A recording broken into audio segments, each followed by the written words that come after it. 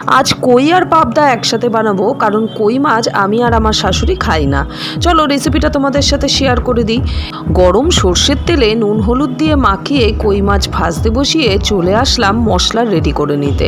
প্রয়োজন মতো কাঁচা লঙ্কা, তার সাথে 1 টিস্পুন মতো কালো সর্ষে এবং 3 টিস্পুন মতো পোস্ত খুব ভালো করে বেটে নিয়েছি। শিলে বাটায় মশলায় রান্নার কোনো তুলনাই হয় না। এদিকে মশলা বাটা রেডি হয়ে গেছে আর কই মাছও ভাজা হয়ে গেছে। পাবদা মাছ ভাজতে বসিয়ে দিয়ে পেঁয়াজটাও কুচি করে নিয়েছি। শুকনো লঙ্কা ফোড়ন দিয়ে পেঁয়াজ কুচিটা দিয়ে দিলাম, হালকা ভেজে নিয়েই এবার পুরো মশলাটা দিয়ে দেবো। মশলার মধ্যে দিয়ে দিয়েছি নুন আর সামান্য পরিমাণ চিনি। আমি একটু বেশি গ্রেভি রাখবো, সেই জন্য একটু জল বেশি দিলাম।